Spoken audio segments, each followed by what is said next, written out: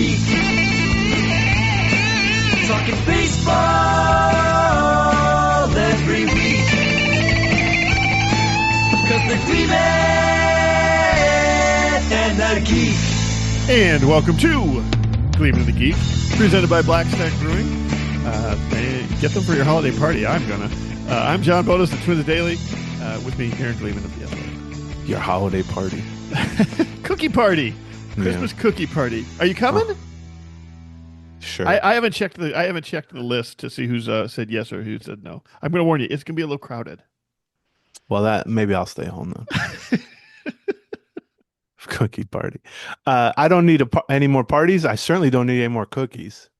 So let's just. Yeah, that hasn't stopped us from stopping for either of those two things. Well, we have a different mindset on those things. Yes, we do. Not necessarily on cookies. We have a similar mindset on cookies, just in general. True. The partying aspect. Hello, everybody. So it's been pretty low key as we expected with the Twins so far this offseason. They've made a few moves that I would describe as low wattage. However, we're recording this on Friday morning, and the winter meetings start Monday in Orlando, and we will be sending our intrepid Gleaming in the Geek reporter John L. Bonus, that's right, Esquire, to Orlando for that. So we'll be doing some live from the winter meetings episodes, at least one or two, I'm gonna guess, for the Patreon folks, Patreo on patreon.com/Gleaming. So you guys will get those probably Tuesday, Wednesday, Thursday type of thing during the week from Orlando. It's funny because the winter meetings a long time ago, a decade plus ago, or 2 decades plus ago, maybe, right, we're really known for when and where the off season everything happened. Before the information revolution, right? Technology basically before ruined the that. iPhone. I mean, it used to be, this is the opportunity for all 30 teams and their front offices to get in the same rooms and talk to each other face to face, and the agents are there and players are there and obviously media too. But now, I mean, they're just hopping on Zooms, or they're doing FaceTimes, or they're texting or whatever. Like, there isn't that much benefit. And I've talked to a few front office people about this over the years there, where it's more like just sort of a reason to get together now. Yes. And there's some things like they vote on some stuff, and there's a few reasons to get everybody in the same room largely, but it's more of kind of the legacy of it being a thing that people enjoy. Yes, and, like you just described with your cookie party, like, it's not so bad to get everybody right. in the same place necessarily, but the idea that it's kind of the point at which an offseason really gets rolling or explodes. There's certainly, I'm not going to tell you there hasn't been some significant trades and signings over the years at the winter meetings. I've been in a couple where there's been big blockbuster moves, but it's not like, just wait until the winter meetings and things will really get cracking anymore. And certainly from the Twins' perspective, which we're obviously most interested in, it's not that I don't expect them to make any moves at the winter meetings, but it's more like I don't expect them to be significantly more likely to make moves during the winter meetings than I would the 3 days before, the 3 days after, or the 3 weeks after. I get the feeling, this will be my first winter meetings I've actually attended. I get the feeling that it's more like baseball con.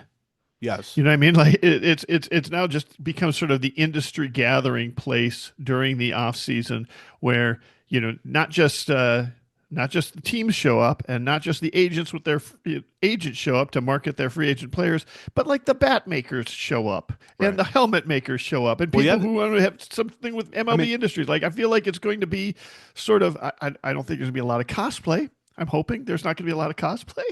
You should wear, actually, I didn't tell you this before, but you should wear your furry get up, John. Well, I was going to. That's just just Tuesday. But to your point, there's a literal trade show that's a huge part of it, where people come in and they're selling technology and equipment and uniforms and all that sort of thing. There's also a minor league component of it too, where they're all there, which is dozens and dozens of other teams. Then there's hundreds of media members. MLB Network does live shows from there. And job seekers. Right, and there's a job fair. I always, the first one I went to when I was like 25, I guess. This was a long time ago. I was working for NBC, theoretically right out of college, right out of dropping out of college. And I remember I got on like the shuttle from the hotel I was staying at. I think it was in and I took the shuttle from my hotel to the main hotel. And as I walked on the shuttle, there was like 75 20-year-olds wearing suits on. suits and Yeah, ties. right. Yeah, And right. one guy I remember said to me like, "Oh, a little underdressed, huh?" Because he figured I was one of them. Yeah, right, And right. I was like, "Yeah, well, I can wear sweatpants to my job, buddy." So, but yeah, that's a big part of it too. And yeah, I mean, you're right that it's more of there's kind of like ancillary things that go on about the baseball world at large. And then every team has a suite in the hotel and the agents Right. come in and pitch their players. You go, the Twins head over to the, team X suite. And I mean, it is easier to discuss stuff in person, Sure. but I don't ever get the sense that teams are like, hey, let's hold off on making this trade until we can meet in person at the winter meetings and Sure. finalize it. But, there's a hotel bar and Yes. that liquid can get some things rolling Sure. maybe. Yeah. So there's that component too. I think that this might have also been the first one I was there. Ozzie Guillen, who at the time was the manager of the White Sox, Right. and Ken Williams, who at the time was the GM of the White Sox, were playing piano and buying shots in the hotel That's bar. And I remember fantastic. thinking, like, wow, what a world I've stumbled into here. Yeah. So we'll see if John can get that same thing going with Derek Falvey and Sure. Derek Yeah. Shelton Yeah. and Yeah. Right. and whatever. So I'm gonna have to we pick should, up my piano skills again, but that's gonna take a while. But whatever. yeah, your Yeah, drinking yeah. skills will Sure. you might. And I've got the voice of an angel gleaming. Like that's Yeah, gonna we know that. absolutely. You might meet your match in the baseball community in terms of drinking beer. I'll say that. All right. Good. Yeah. So yeah, you'll be there. We'll be doing shows, at least one or two of those probably, and obviously if something significant happens, we'll be doing emergency shows. Those will be exclusively commercial free for the Patreon side of things. So go sign up for Patreon. We also on Patreon we did an episode talking about free agent hitters that would make sense for the Twins. We did a separate episodes talking about free agent pitchers, mostly relievers specifically, that would be good for the Twins. So yeah, you should go sign up. It's $8 a month. It's like Yeah. $2 a week. Couple things before we talk about what actually happens at the winter meetings that will be relevant to the Twins, regardless of whether they plan to do something significant or not. Things will be done to them Right. at the Yes. winter Right. meetings, Yes. which we're going to talk about here in a second. But before that, just like sort of catching up on where the offseason is as a whole, like MLB at large. So winter meetings start Monday through Thursday in Orlando. Right now, of the top 50 free agents as ranked by The Athletic, and there were 4 people who did the ranking, I was one of them, 11 have signed already, or 11 are off the board. Now, some of those were qualifying offer guys who took Sure. the 1-year, $22 million deal. So technically, they never really hit the open market, but we ranked them, obviously. Those 11 guys out of 50, and Dylan Cease, who I think we had ranked 6th, is the biggest name so far Sure. to sign. Those 11 guys have signed deals for a total of $507 million, which is fascinating to me. We've had to recalibrate our brains covering this sport, especially in the Over and 2020s. over and over again. Yeah. Yeah. Yep. Where, $507 million, this is, I feel strange saying this, but it's not that much, really. Yeah, right. That's right. That's basically Dylan Cease, 1 or 2 other somewhat big contracts, and a bunch of 1 or 2 year deals. But, it does show that things are rolling. Sure. Yeah. I mean, absolutely. you have almost a quarter of what I would consider the higher end or middle tier, at least, free agents who are already off the market. Now, how relevant that is to the Twins, it's not in the sense that they weren't going to sign Dylan Cease, they weren't going to sign Josh Naylor, they weren't going to sign, even Devin Williams or whoever. However, it could potentially be relevant to the Twins as sort of the trickle down effect, the domino Sure. effect Yeah. of, the faster the high end and even the middle of the market moves, that then creates a situation where there's less waiting time required to sort of squeeze the middle and the bottom of the market, which is what the Twins are going to be playing in, or at least have typically been playing. We're hoping they're playing in it. Yeah, we're that's right, hopeful yeah. they're going to be. We're hopeful the Twins might dip their toes in the middle of the pool, is what we're saying here. What a thing, yeah. Yeah. But I mean, if there's another, let's say 5 or 8 free agents from that top 50 who sign, between now and the end of the winter meetings, or, over the next week or so, that could create a situation, especially from a bullpen standpoint, because the free agent relievers so far have been going pretty fast. I mean, Yeah. I mentioned Devin Williams got a 3-year deal for like 50 million from the Mets. Ryan Helsley got a 2-year deal. Phil Maton got a 2-year deal. Raisel Iglesias got a 1-year deal for 60 million. Old friend Emilio Pagan amazingly got a 2-year deal Wow. to re-sign with the Cincinnati Reds after And, signing and a 2-year deal before with them how 2 much? I'm years sorry. ago. How much was his deal for? 20 million Wow. for 2 years, and he gets a player opt-out. Now, you might be saying to yourself, what are the circumstances in which he would opt out of a second year guaranteeing him $10 million? Yeah, I don't know, but I didn't think he was going to get a 2-year deal anyway. So We were right Emilio about him the Pagan. who time. Is Yeah. what you're telling me? Yeah. The Twins were right about him the entire time. Emilio Pagan laughing all the way to the bank. That's it. So yeah, and so particularly with relievers, and this is something we discussed a lot on the Patreon side on the last episode, Including specifically mentioning Emilio Pagan as one of Yes. the right. That's really the relief pitching is really the only thing I'm certain the Twins will be trying to add. Yeah. Right. Do you know what I mean? Yeah. Like they got their backup catcher in Alex Jackson. It's not clear to me they view like first base DH as a primary goal to add. Yep.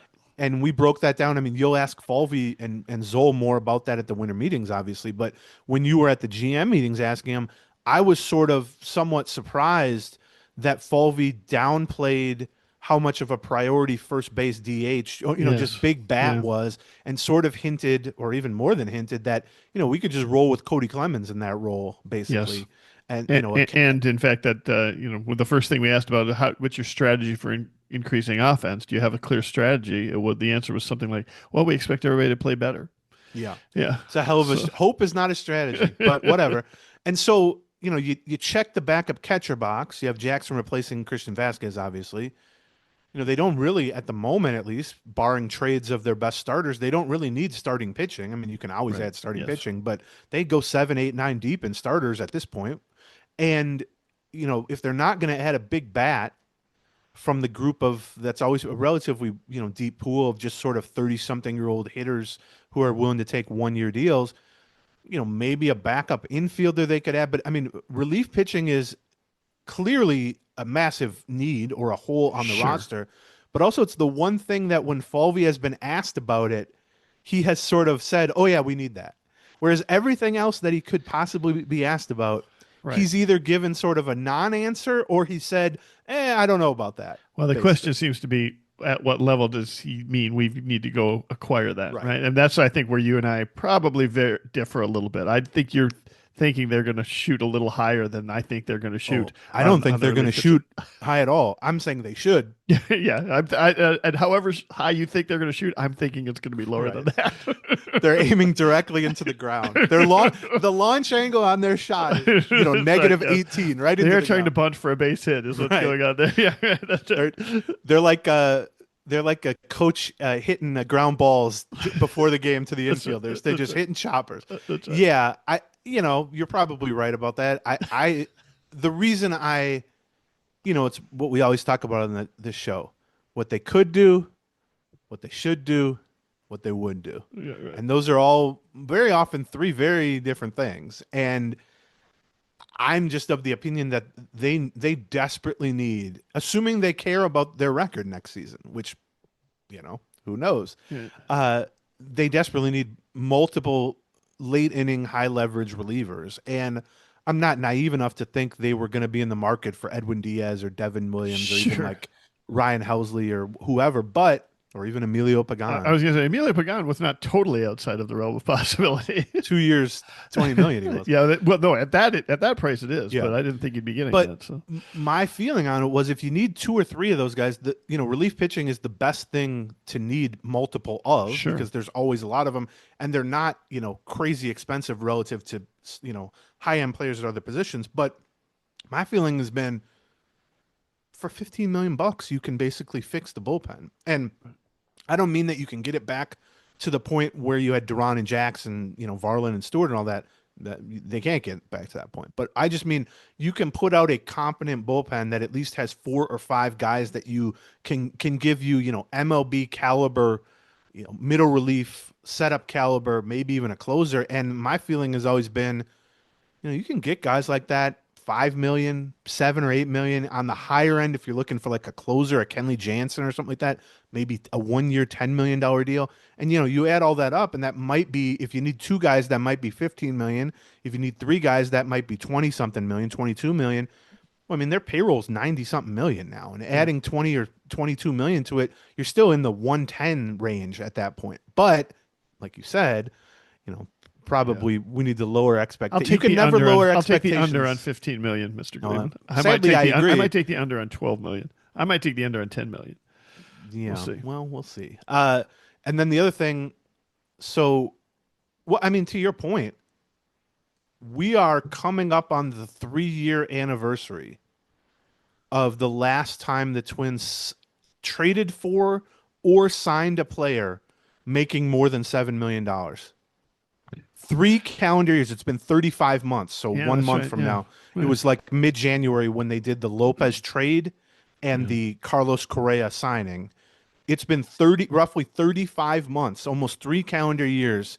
And during that time, the most expensive player they have traded for or signed, just acquired in any means, was Harrison Bader for $6.25 million. Yeah, it's also been the same amount of time since they signed anybody to a multi-year contract. Yes.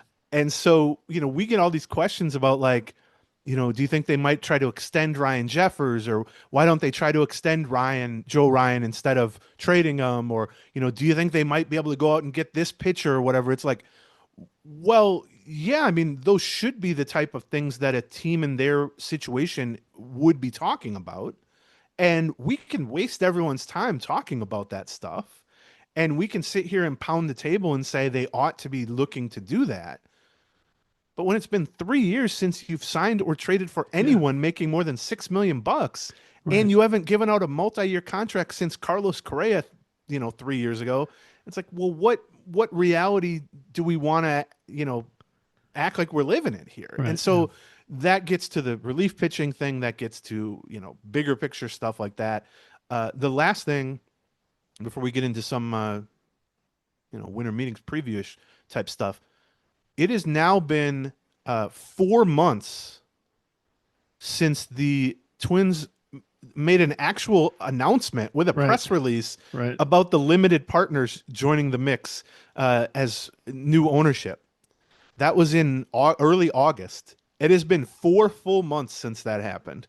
It has now been over a year since they initially put the team on the market and then pulled them off 10 months later, obviously. So we get asked so many questions about this, and we've been forced to kind of delve into the business side more and more here, because ownership has become such not only a hot button topic, but everything flows from ownership. Right, yeah, I mean so it's just so influential, you can't help but pay attention to it. And it's not like they're necessarily trying to be influential. They just have that effect out there when you're trying to slash payroll. Right. When I say it's been 35 months since they've brought in anybody of consequence. Right. Well, the reason for that is ownership. Right. Yeah. And when I say it's been, this amount of time since this, it all starts at the top. Right. And we understand, and we have gotten, endless questions about the limited partner, minority partner thing. And that's, again, this is something we talk about with the Twins from their, communication approach, let's say.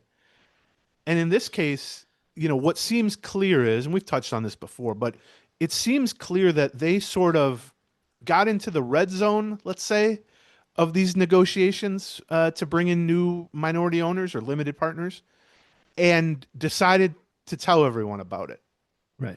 At the 19-yard line, let's say. They were at midfield, they completed a 20-something yard pass, they got it right into the red zone, and they told everyone about it. And then 4 months later, everyone's like, well, what happened? Like, what are we doing here? Like, and what happens is, and especially because since the last podcast, there's been the owners' meetings. Major League Baseball's owners' meetings have happened. And so right from the beginning, like even back in August when they first announced this, part of the thought process was, well, it'll probably be announced by the owners' meetings. Like the owners are all going to be part of the process of bringing all the limited partners on is having all the owners, take a vote and agree to be able to take on those limited partners. And so, you would think that would be a natural place to kind of get all that business taken care of. Now, it doesn't have to get taken care of. All the owners can certainly vote other ways. There's the same electronic means of communication exist for them as exist for the general managers and the Winters meetings and such. But we kind of thought that was sort of a date that we'd perhaps see something. And then at the GM's meetings, which were a week before that, talking to Falvey, we thought, he kind of said, well, I hope to have some clarification on the limited partner situation and how that impacts the budget, the payroll, the expectations of the team, etc. by the winter meetings. Right. And they're coming up next week. You know what this reminds me of? Falvey. So yeah, at the end of the season, the day they fired Baldelli, we asked Falvey about the payroll and all that, and he basically said, well, we don't have clarity on that from ownership. Check back in a month. And his point then was, well, the playoffs are going to be going on for a month, so we don't need to know that. Right. Then when the playoffs end, we asked him the identical questions, and he said, well, it's November. Not that many moves happen in November. Check back in a month at the winter meetings. Well, now we're at the winter meetings. You know what it reminds me of? When I get invited to things 6 months in advance and I have no plan to go to them, right? But I go, it's February. I just got invited to a thing in August. Yeah, fine, I'll be there. And then August arrives, and you go, "Oh my God, what did I agree to give information about?" Don't forget. By tomorrow morning, I'd like to know if you're coming to the cookie party. Make sure to let me. I know you're still working things out. But so we don't have any more clarity than everyone else on this. Derek Falvey is not coming to the cookie party. Is what you're telling me. If he goes, I'll go. I'll say that. If you can get him there, I'll go. All right. But here, and correct me if I'm wrong, but our understanding on this is that it is proceeding, at a molasses-like pace. Well, yeah. And, if they were at the 20-yard line 4 months ago, they are perhaps now at the 3 or the 2 or the goal line. I have heard at the 1 yard line is what I've heard. Yes. Now, why did it take 4 months? Why has there been such a level of secrecy to the point that nobody really has any idea who these people are? I can't answer that other than these are, very big business deals. And these are hundreds of $1 million deals. That's going to be. And I do think there is a sense that the Twins, I don't want to say jump the gun because it's not like they're going to ruin the deal, but there is a sense that the Twins sort of rushed to tell everyone about something that was in process, but not sort of at the goal line at that point. But, if there's some meaningful information about this, either at the winter meetings or slightly after the winter meetings, that timeline is not that different than kind of what we were told in August.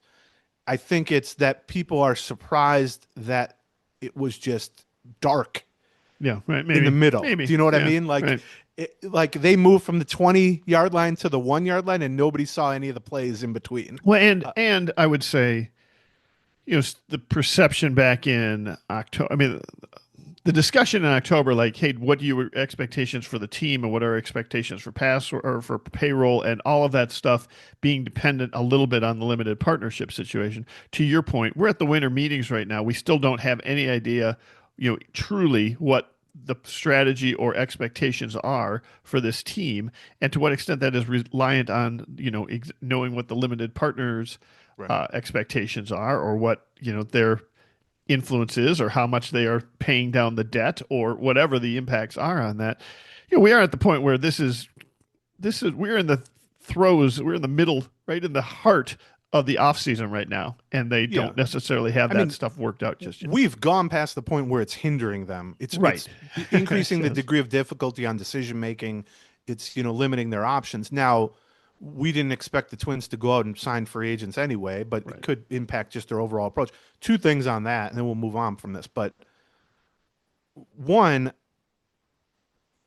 I reject the premise that they are truly waiting for this thing to cross the goal line and be official before the front office can get told what their budget is for 2026. Yeah. I mean, that just does not pass the smell test.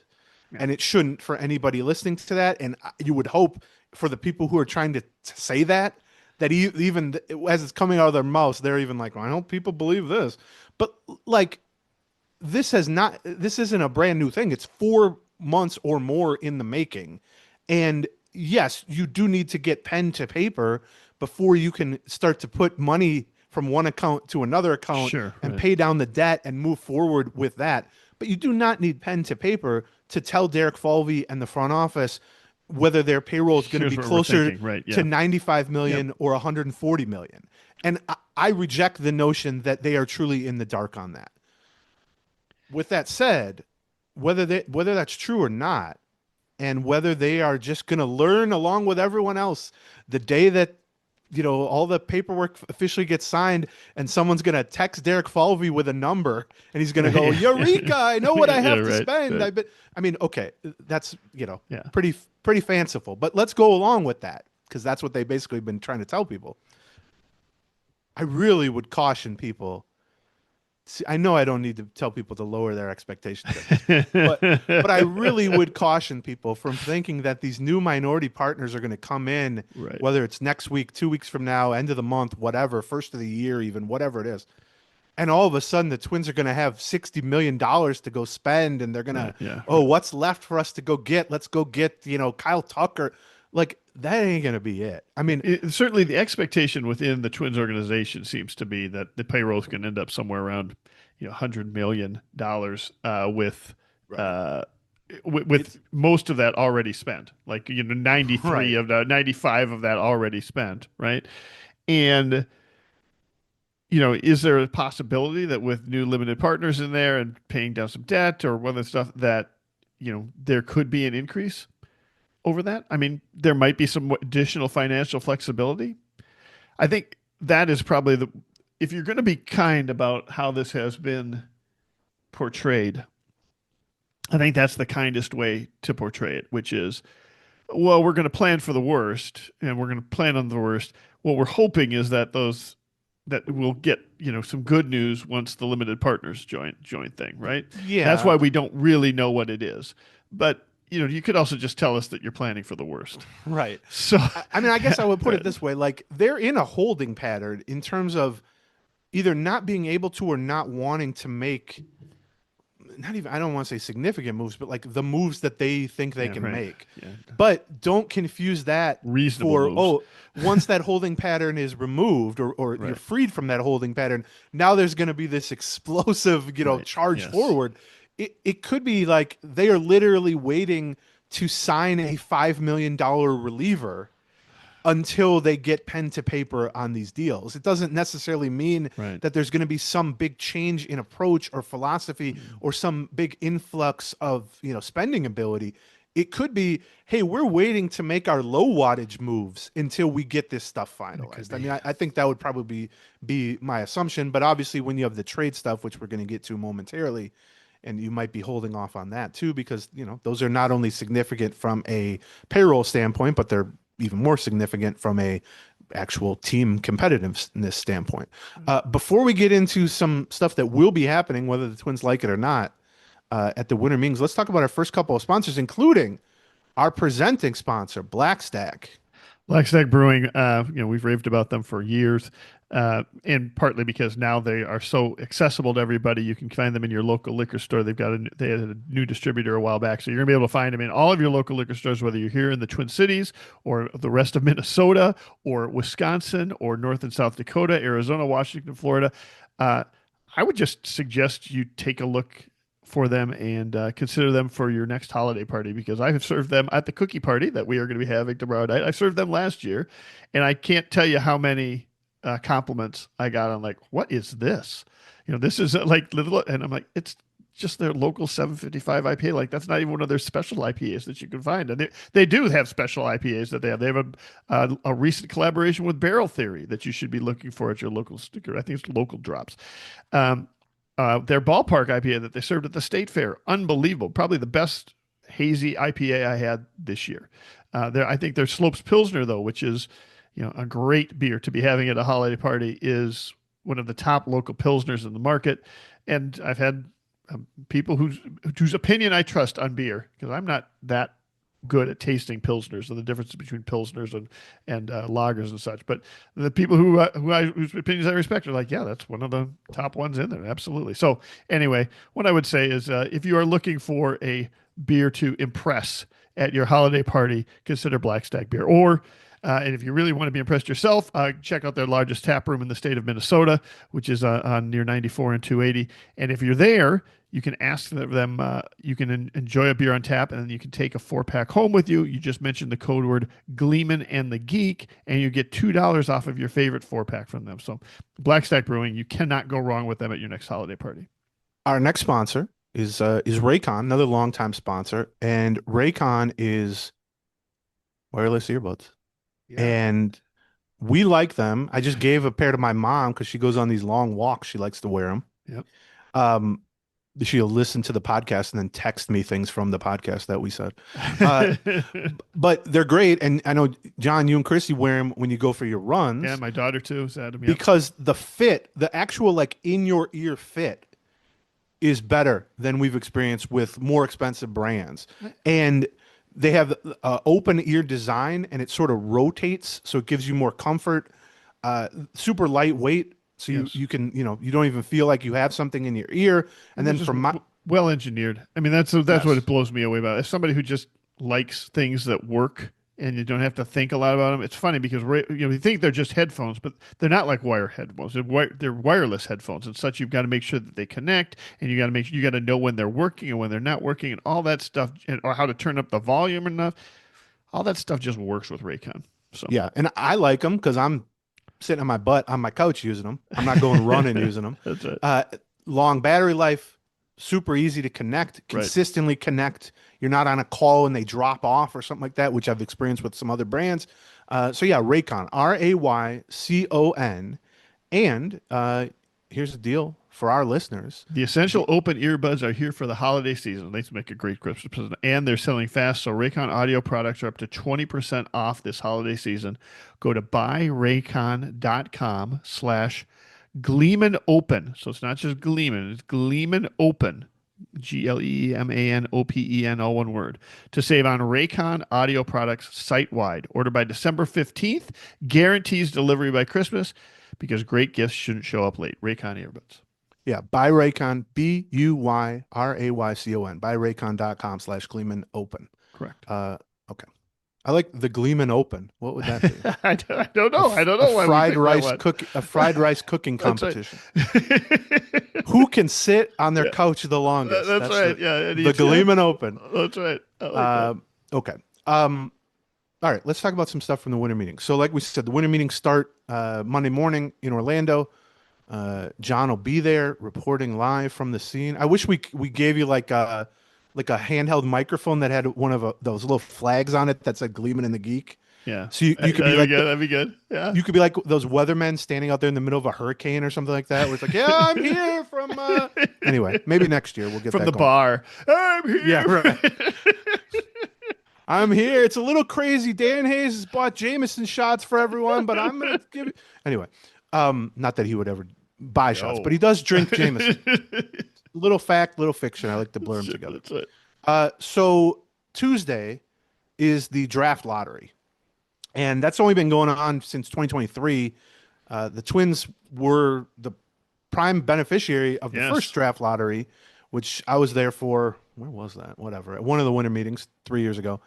They moved up, I think, 8 spots, which was the most in MLB. They were supposed to pick 13th, if I'm not mistaken, and they ended up picking 5th in what was considered and has, I think, proven to be one of the deepest drafts in terms of kind of high-end talent. Yeah, and Paul Skeens went number 1. Right. But the Twins, from the moment they got the 5th pick, Sean Johnson, who runs their drafts and was their representative on stage on TV for the lottery, he was ecstatic. And you will rarely see someone in another sport be ecstatic to land the number 5 pick. Right. But in this case, he felt, and baseball, the industry as a whole felt, that there were 5 players in that draft who were number 1 pick caliber in sort of a typical draft.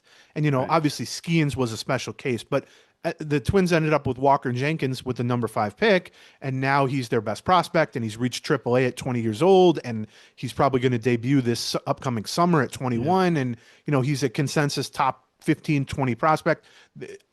Everybody, the industry has been right about the 5 guys in that draft. Right. Now, what's exciting, for this year is if you set aside how they got into this position, which is by losing a whole bunch of games, Right. they don't have to move up from 13. Right now, they entered the draft lottery in the number 2 position, partly because they had the 4th worst record. But like the Rockies are ineligible because baseball has set it up a little differently than, let's say, the NBA lottery, where you cannot just live in the lottery in baseball. And I like that. And so if you've been in the lottery consecutive years, you get sort of booted out of the lottery. That's what happened to the White Sox 2 years ago when they had the worst record in baseball history, and they picked 10th. And it's going to happen to the Rockies this time around when they had one of the worst records in National League history, and they're ineligible for the lottery. So that benefits the Twins, who move up a couple spots. So heading into the lottery, which is Tuesday afternoon, I think, they're in the number 2 position. So they got the number 2, ping pong balls. Second most, likely to. Yep. And the White Sox are number 1, unfortunately. But the way MLB has it set up is that the Twins have a 22.2% chance to get the number 1 pick, and then roughly a 20% chance to get the 2nd pick or the 3rd pick. Okay. So you're at like 60-something% to get a top 3 pick. I think they're 92% to get a top 6 pick. I believe the lowest they can pick is 7th. That's right. And so that's what we're setting up here. Now, let's give some caveats about how the baseball works with the draft and prospects. It is not the same as winning the lottery in the NBA or the NFL. Not the lottery in the NFL, but having the number 1 pick in the NFL. Those guys can go bust too, certainly.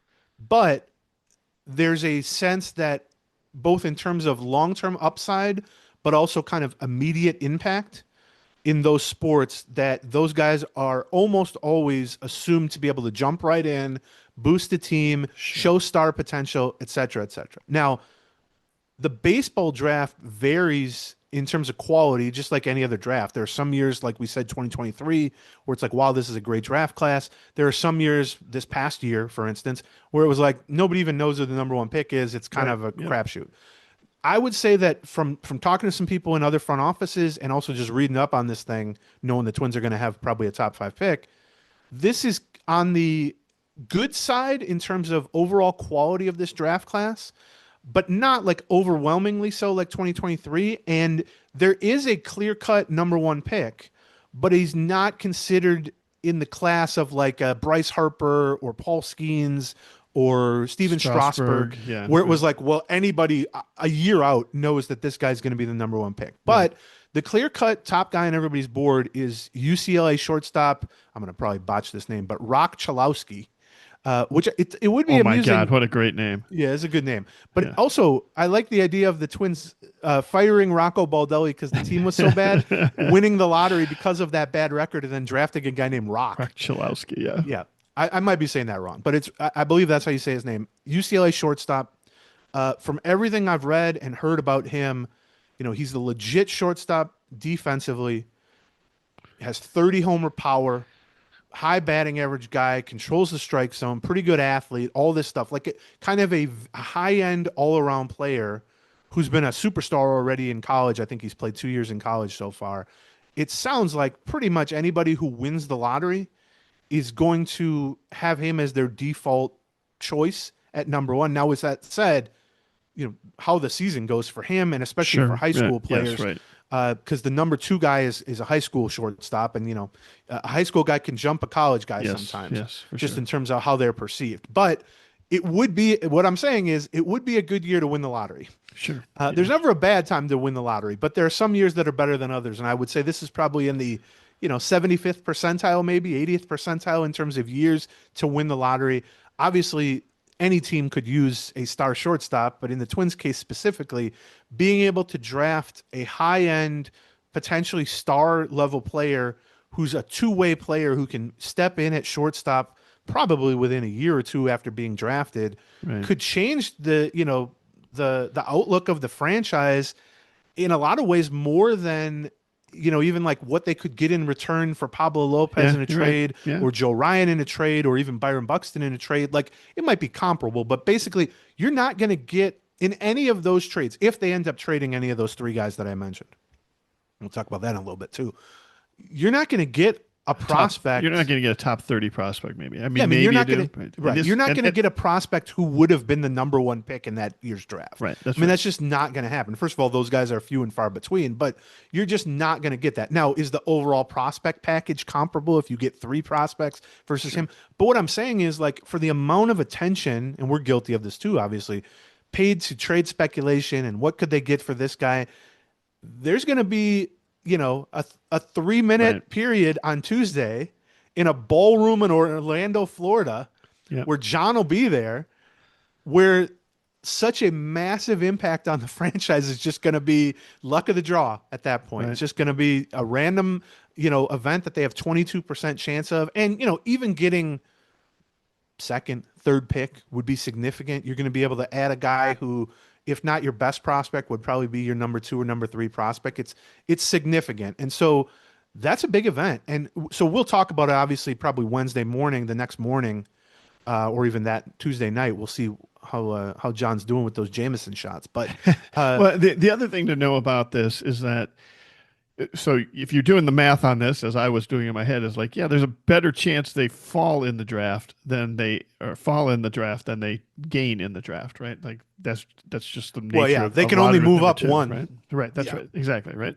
But regardless of where they end up within the top 5, and regardless of where they end up with that pick, the other big advantage to being a larger a good pick in the getting a good placement in the draft is that you get more money to spend on those draft picks. That the way Major League Baseball's draft works is that you end up with a pool of money. a pool of money, and that pool of money is dependent on where you end up drafting. So if the number 2 pick, for instance, gets something like $10 million to be able to spend on draft picks, whereas the number 5 gets something like $7 million to spend on that draft pick, right? And then you add up all of those pools for each of those picks all the way through to the end of your draft, and that's your sort of overall pool of money. So it gives you, if you end up getting a 4th overall pick or something. Yes, on one hand, yes, you get the 4th overall pick, but you also get, a couple $1 million more to spend on potentially draft picks later down in the Major League Baseball draft that end up paying off for you in a different way. You can kind of overdraft down in the 2nd or 3rd round if you're not spending that money up on the 1st round. So right, because the MLB draft rarely just goes in order of how good people think the players are. And I know that sounds silly. Exactly right. But you will often see someone with the 5th pick take a player that they even probably would admit deep down is more like the 12th best player because they've agreed to a underslot bonus with that player. And then they can take the money saved, throw it toward their 2nd round pick, who maybe is higher rank than they ended up with. And and there's always their 40th overall pick could have been used on somebody who's the 20th best player, right? That's right. There's always a misconception about, I remember this with Royce Lewis the last time the Twins had the number 1 pick, and it was like, setting aside the debate over whether they should have chosen like Hunter Green or whatever over Royce Lewis, they got Royce Lewis for less than the slot amount, I believe, and then they used it. I think they ended up getting Brent Rooker in that draft and then one other player, but I remember at the time, and this happens every year with the draft, where people are like, oh, the cheap poets trying to save money when we say someone signed under slot. Well, they never save money. They're going to, whatever the pool amount they're given for all their picks, let's say it's $20 million, they're going to spend the $20 million. It's just a matter of how you distribute that money, how you choose to spread it out. You can sort of, in a way, that's comparable to kind of trading up or trading down. Yes. Because you can't trade draft picks in MLB except for the comp picks. But so like in the NFL draft, no one would, react crazily to a team that was picking at the top of the 1st round, trading back 5 spots and picking up an extra 2nd round pick. Right. You can't do that in baseball, but what you can do is essentially mimic that from a monetary standpoint without having to find a trading partner. Right. Right. That's right. Yeah. That's exactly so that's something to watch for too. I think, So that my point being, so that way the draft lottery is more than just sort of which players are available. It's also it's even more valuable to be able to move up or down in that because of that monetary aspect to it. So now, with that said, if they're picking 1st or 2nd or 3rd, I will almost always say pick the guy the best you think player is available. best. Yeah, for sure. Yes. Now, if you truly there's a big drop off, or your war room for the draft is totally split on 3 different players. Yeah, if you can take someone and redistribute that money for a second or third round pick, and the overall value you get or the overall upside is comparable or better, yeah, I mean, by all means consider that. But if they land the first or the second pick, just take and the other thing we should say about the baseball draft is almost never do teams draft for need in baseball. Right. Yes. Right. That's right. Yeah. And we get We're that not all going the to time. draft a reliever, is what you're telling me. Yeah, right. Or well, why don't they draft a catcher? Or why don't they draft it? A first baseman. Yeah. Baseball is such that, first of all, there's a huge bust rate among first round picks. Now, not among top 5 picks, although those guys bust at a lot higher level than other sports too. But if they get the number 1 pick and they draft this UCLA shortstop who's a college superstar, right? He might reach the majors a year later if they're like, if everything goes really well. And at that point, it's been 2 years from now, basically. Right. What does the team look like at that point? Now, you probably will still need a shortstop, but if he were a catcher or something, you don't know that you're still going to need that. It's best player available almost always in baseball. What you will see, though, within that is, and we've seen this from the Twins, like teams will lean into player types, sort of archetypes of players. And it's not that they're going to use their first round pick to address a weakness on their current major league roster. But you will see teams that draft, athletic up the middle high school players. Terry Ryan used to do that all the time. Yes. He would draft toolsy center fielders and shortstop all the time. You might see teams that draft, power college arms all the time up in the draft. You might see teams that draft a catcher every year because they feel like it's hard to fill. You definitely will left-handed see hitting that. corner outfilders. Well, I was going to say the Twins like to draft college hitters who can't play any defense, and they like to draft big right-handed college starting pitchers who they feel like they can make mechanical and sort of conditioning tweaks and add velocity, and they've had some success with that. So that's something to keep in mind for the draft lottery. Like I said, we'll over on the Patreon side, patreon.com/Gleeman, we'll have an episode reacting to whatever happens in the lottery. Hopefully they get the number 1 pick and we can start really digging into our guy Rock here and start dreaming of what he might look like playing shortstop and hitting leadoff or whatever for the Twins. But either way, it's going to be, it's a big day. I mean, even when they move it up to 5th, the feeling in that room, and Sean Johnson, like I said, even sort of talked pretty openly about this, was like, we just got a break here. And I know that's obvious, but what I mean is we just are going to be able to infuse a real talent here that we don't have any way to get access to otherwise. Right. And Lord knows the Twins need as much of those breaks as they can get right now in terms of, stacking the farm system with young talent. And, if you get, let's say, one of the top 2 or 3 picks in this lottery, which is likely, and you start to talk about, you got Luke Keeschel already in the majors. Hopefully by this upcoming summer, we'll see, Walker Jenkins, Emmanuel Rodriguez, Kalen Culpepper, maybe Brooks Lee turns things around offensively. Like you add a top 3 pick to this group, it doesn't need to take that long to regroup, at least from a lineup perspective, with these guys. And, the caveat I would give here, and we've seen it with Royce Lewis, and we've seen it with Brooks Lee now, and we've seen it with countless other Twins prospects, there are no guarantees here. There isn't even a guarantee as well-rounded and sort of, close to the majors and highly regarded as Walker Jenkins is. I'm certain Walker Jenkins is going to have a long major league career. But I cannot tell you with great authority here that he's going to be a multi-time all-star, or he's going to versus like a okay regular. The hope obviously is that he develops power and he's an all-around player and he, finishes top 5 for some MVPs. It's also possible he's a 270 hitter with 15 homers and good defense, and he's not the type of guy who's going to make some massive impact. Right. And so that's the problem with kind of gearing up for a future that those guys are going to all be in the majors together pretty soon. And if you can add a top 5 pick to that, but we don't know yet, is Walker Jenkins going to be a good regular or a superstar? Is Emmanuel Rodriguez going to hit 210 with all the secondary skills he has, or 260 with all the secondary skills he has? Can Kalen Culpepper play short? So like, as you map this out, yes, there are good scenarios involving this handful of people, especially if you add a top 3 pick, where 2 years from now, they could have 5 of the 9 lineup spots filled by, 25 and under guys with big upside who are good defensively. And you start to go, wow, that turned around pretty quickly. But also there's a reason we don't spend that much time talking about, well, what's the 2029 lineup going to look like? It's like, who the hell knows? We should mention, it looks like on the Patreon, we will be having an episode completely focused on the minor leagues here sometime in the next couple of weeks. So we're excited about that. For all you prospect sickos. That's right. We'll be doing a full episode. Let me tell you what, let's hit our 2 sponsors. And then I want to ask you a question, hijack you a little bit, that I think will lead into sort of the Lopez, Ryan, Buxton trade rumors. All right. Okay. So let's cover our sponsors quickly here, starting with Prize Picks. It's been hard to watch Vikings football recently.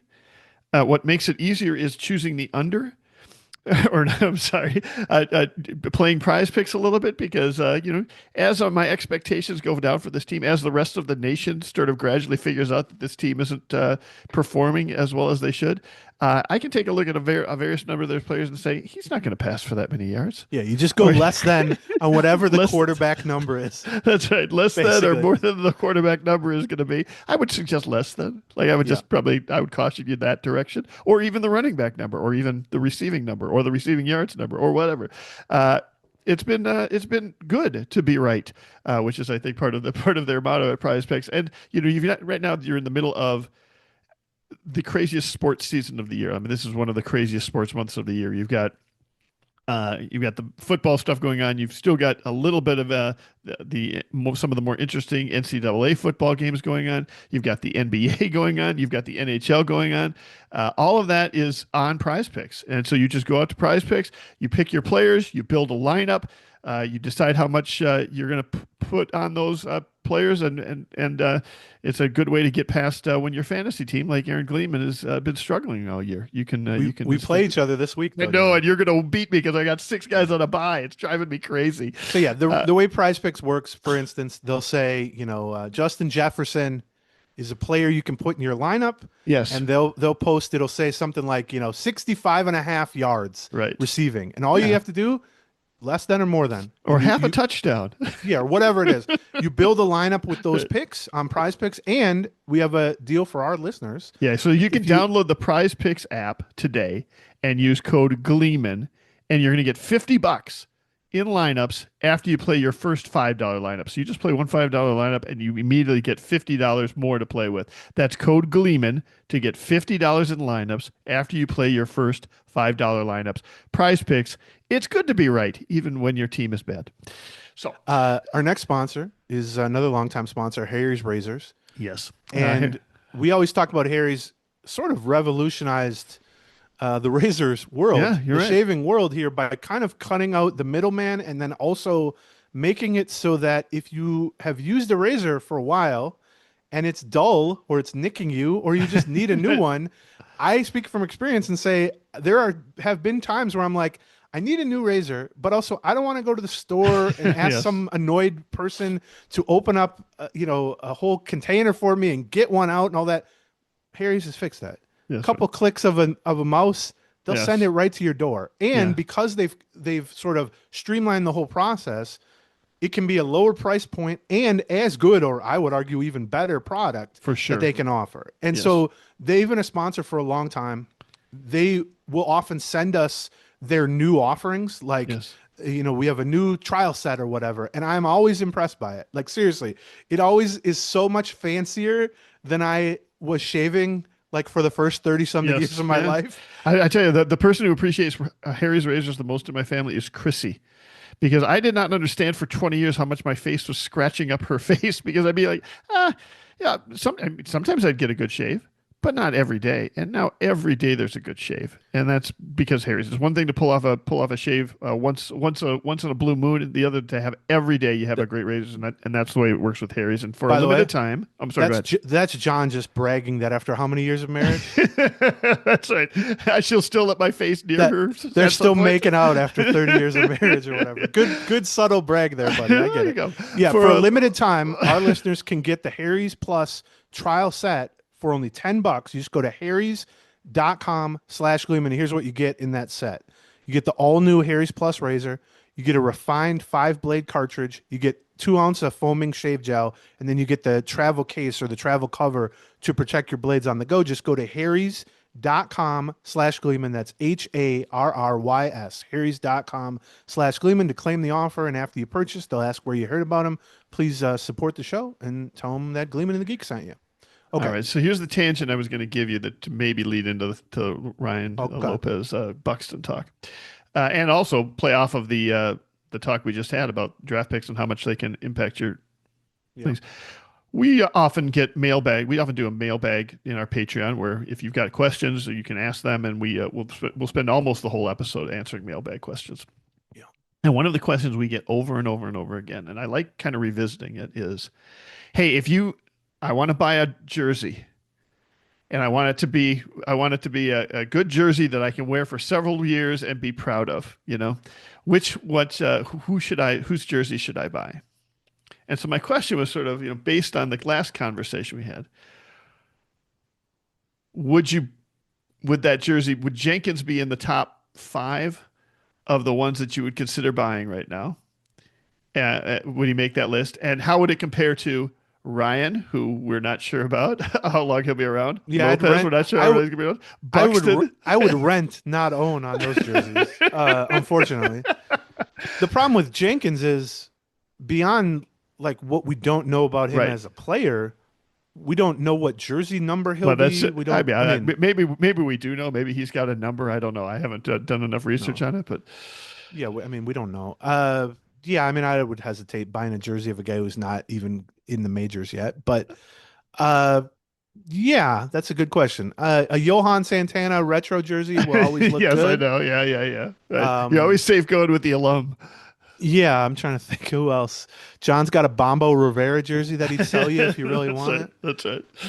Yeah, that's a tough question. unfortunately, the kind of standard answer here for the last 5 years has been Byron Buxton. Right. And it hasn't changed in the sense he's playing better than ever, and he's still a great person to root for. He's still very fan friendly. He still checks every box that you would want to check in terms of who you're representing by what you're wearing to the ballpark or whatever. But I would still put him at the top of my list because as much as the chatter has been going on this week about Buxton being willing to waive his no trade clause and stuff, my point is I think the chances of him not being a Minnesota Twin in 2026 are still pretty remote. Well, that's easy to say without spending $150 on the jersey, John, right? That's right. I don't know how much. My point is, I'm willing to put my money where my mouth is, I guess, on that. So, okay. Well, will you, if he gets traded, will you burn $150 on camera that night? I would, if I get a jersey, I would burn that. No, I would not burn the Buxton jersey on camera because I like Byron Buxton. I will say that is of the discussion that has been happening around this, as much as what it means in terms of the franchise and in terms of the 2026 season and sort of the philosophy and ownership and all the other stuff here. What would bug me the most is that he didn't stay a Twin for life. I feel like that I kind of want that. There are other impacts that I'm probably underestimating. Like, it means we're not really competing. We're not really trying. Ownership is, permanently going to disable us. These are things that are probably longer term, worse impacts. But I would very much like to see him retire a Minnesota Twin. And Frank, by the way, even trading him now and the end of this contract doesn't mean that's going to happen. But first of all, that's what breaks my heart. that's what he wants too. Yeah, of course, right. But, and we got into this over on the Patreon side, but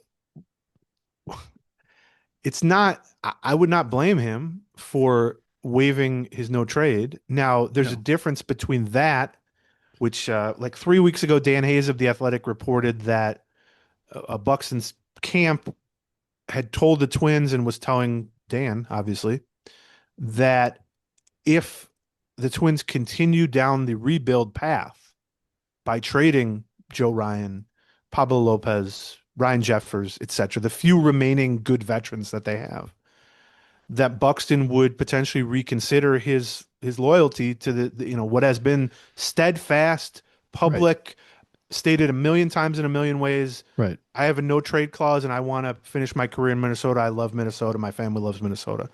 And what Dan's report was 3 weeks ago was basically that Buxton still feels that way. Yes. But if the team continues to crumble around him, and if they're trading every other guy who has any salary and any, proven track record of success, especially the two all-star pitchers that we keep mentioning, that he might say, well, I still want to be here, but they don't want me. Like, why? Like, this is not a competitive situation. The change since then, and why this is a topic 3 weeks later, I mean, it's been an evergreen topic since the season ended, but is that Jeff Passan of ESPN, who's one of the better national reporters in the country, did an article a few days ago that was basically like the players, the trade candidates that are sort of dominating the headlines or the discussions this offseason. And Buxton, I think he listed like fifth or something like that. And what he wrote was, I'm paraphrasing, but it was something like Byron Buxton is now willing to waive his no trade clause for teams in addition to Atlanta. He's from Georgia. That had been sort of the assumption. And then he talked about the same thing that we just talked about with if the Twins continue to tear things down, it would be logical that Buxton would then be included as part of that.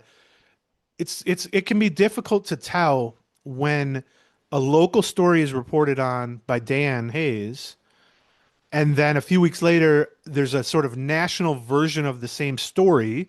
And I'm not doubting the accuracy of what Passan and his sources are saying, but it can be difficult sometimes to say, well, is that Passan sort of saying the same thing Dan said in a slightly less nuanced way because it was a paragraph instead of an article? Is he saying Buxton is now willing to waive his no trade clause? Does that mean what Dan said, which is if things continue down this path and they keep shedding veterans, then Buxton is going to be willing to leave, right? Yes. Or does it mean he's just willing to waive it at this point, no matter what? Yeah. Now, there's perhaps some of that is semantic to some people. I do see a significant difference from my point of view between those two things, because you've stated you don't think they're going to trade Lopez and Ryan and Jeffers and all that, and so if that's accurate, if that is what ends up happening or not happening, then what Dan reported would mean Buxton is fine staying here. Sure. But regardless of what happens, if it's more along the lines of Passan's wording, which again could be the same, could be kind of a game of telephone here, then that means they could just be openly shopping Buxton with his approval. He still has to sign off on any trades. It's not like they can't send him to the Pirates or something without his approval. Right. But why that's relevant is, one, I think there is a difference between those two things. But why that's relevant is the first version that Dan reported is sort of reactive to them already trading away other pieces.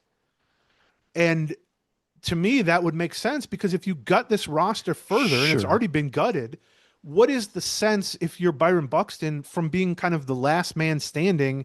And for that matter, he's 32. He's got 3 years left in his contract.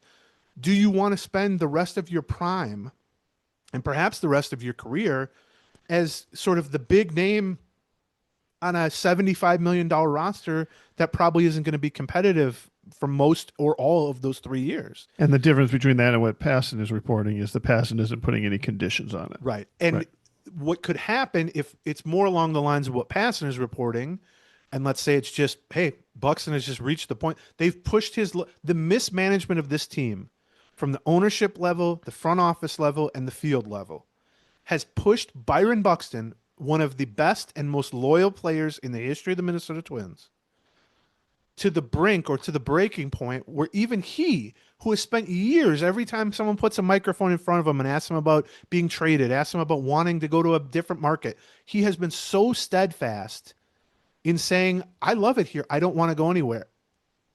Has their mismanagement pushed him to the point that even that has broken, and he's just saying, look, if you can find a fit that works for you guys and works for me, going to Atlanta, going to some other market that seems appealing to him and his family, I'm fine with it. Because the difference there is that's not dependent.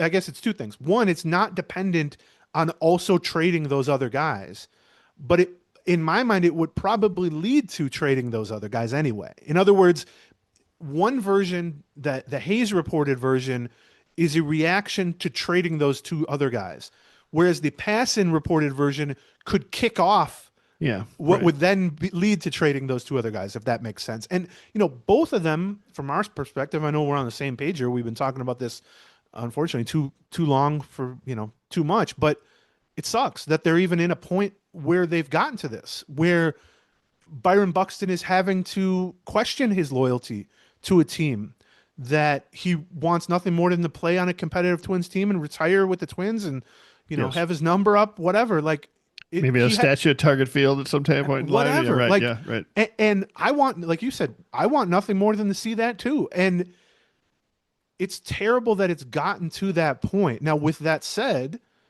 it's not literally at that point yet. And if they don't trade more veterans, and they don't have to, I mean, their payroll's $95 million. There's no reason that they have to, there's no competitive reason to trade those guys at this point.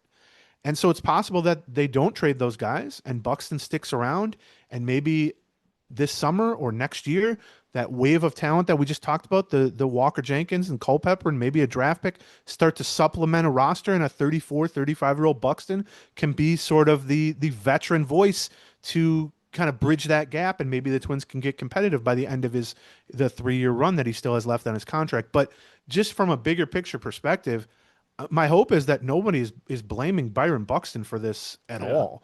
Because if you think of, I know people have a very difficult time viewing athletes as humans, and specifically as having jobs or working for companies, but that is the reality of it. And just because they make more money than 99.9% of people doesn't mean that they're not facing the same emotions and questions that people face with their job all the time. And you see it a lot when a player is a free agent, let's say, and he says going into the process, hey, I want to be here. Like, I don't want to go anywhere. I want to sign long-term. And then a month later, they go sign with another team. And it's always, well, they chose more money. But the reality is almost everyone in that situation with their job would choose, if offered significantly more money, for a comparable company in the same industry. Sure. I've done that. I mean, I'll fess up to that. Like, I've had jobs where it's like, I would gladly stay here and work here forever. And it's not that I was even unhappy with the pay or the job, but if someone else comes along and it's a comparable job in the same industry or even a better job and says, we're going to give you 30% more money and we're going to guarantee it for 4 more years.